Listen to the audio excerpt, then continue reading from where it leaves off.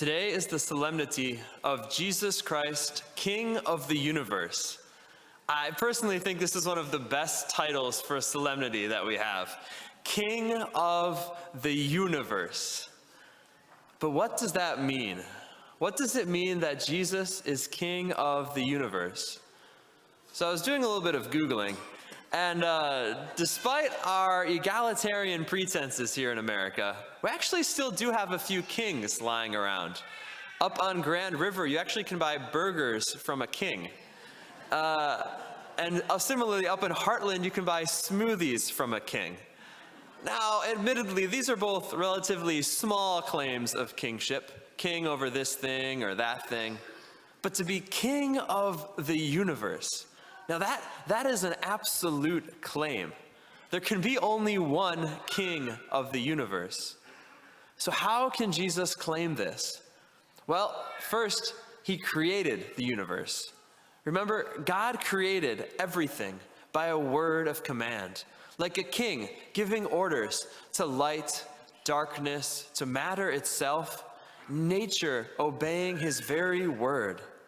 And then he created us, man and woman in his image and likeness, giving us everything we could ever need, everything we could ever want, giving us the whole earth to care for and to cultivate, to be fruitful and multiply. We were God's first subjects who could choose to live under his kingship. But then temptation entered in. The temptation to be like God, to no longer be under Christ's kingship, but to be our own kings. And God let us have our wish. We became our own kings, and we suffered the consequences. Now we fast forward to God's action in the midst of his people Israel, when he brought them out of Egypt into the promised land, leading them through Moses and Joshua and different prophets and judges, until they got to the time of the prophet Samuel.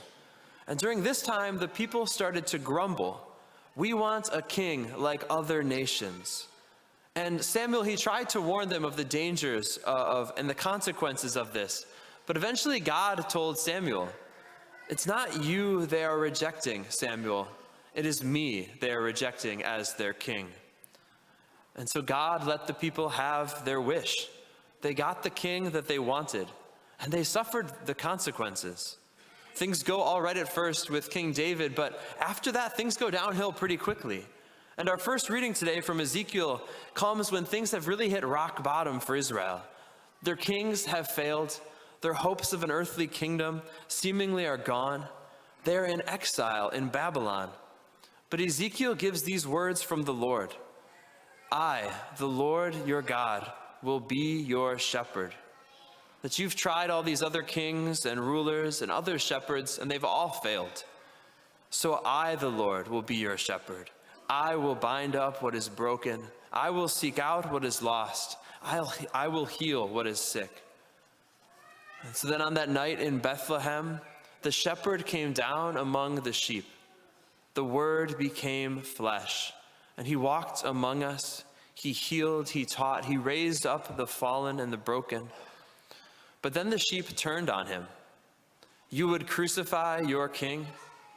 We have no king but Caesar." And so the Lord let us have our wish. But this time it was the good shepherd who took the consequences. He laid down his life for his sheep. He bore the wages of sin and death on his shoulders. And in this dying and rising, he demonstrated his kingship even over death. So now the decision comes to us. Will we live under Christ's kingship, or will we live under our own? And there is not a third option. There's not a neutral choice. Either Christ is your king, or he isn't. The gospel today makes this clear. When we stand in judgment before God, we will either go to the right or to the left. There is no door number 3. I'm always chilled when I hear this gospel passage today, and I think we should be. If we aren't, we are in danger of being like those who are sent to damnation. "Lord, when did we see you in need and not do something for you?" Do you hear their pride, their self-absorption. They think they're good to go, that they got it all covered. It's in contrast with the dumbfounded humility of those headed for the kingdom. Lord, when did we see you hungry or thirsty or in need? They're surprised that the Lord is praising them. They're surprised. They thought they were just doing what anyone would do for those in need. And this matters because part of being a follower of Jesus is part of being one of his servants is that we start looking like him. We start doing what he did. And first off, Christ was humble. He who was God, King of the universe, became like us, was born in a manger, walked the dusty streets of Galilee, and he spent time with us. And on a cross, he died for us. Second, Christ was obedient to the Father in everything.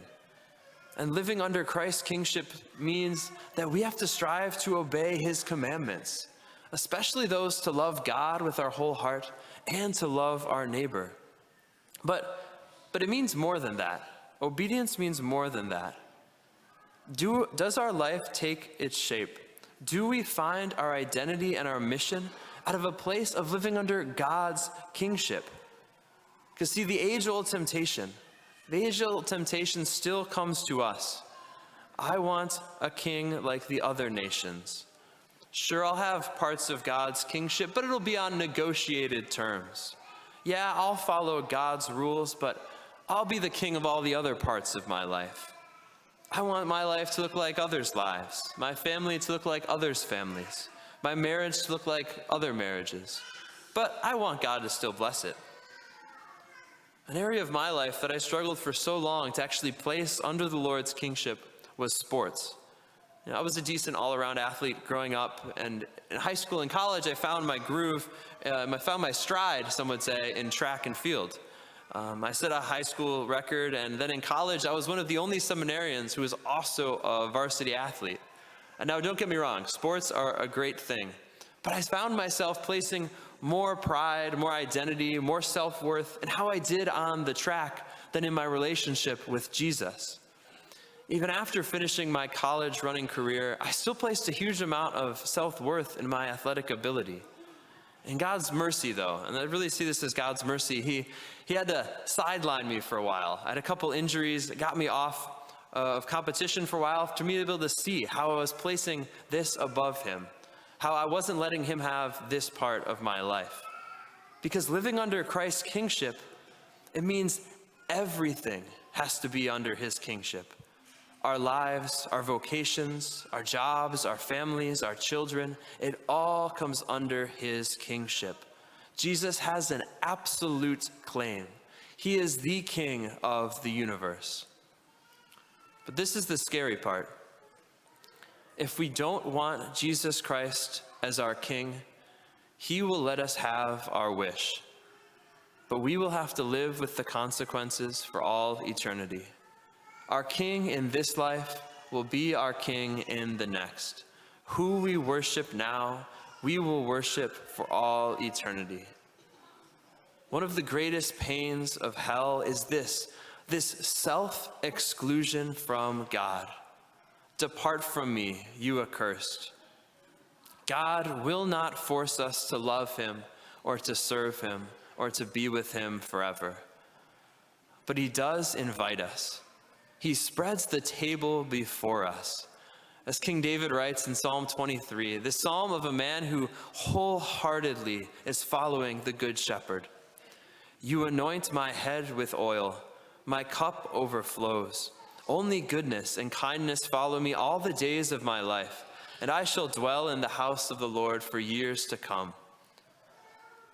This is what awaits us, to live in the Lord's house, to worship the true King, the crucified and risen one, Jesus Christ, King of the universe.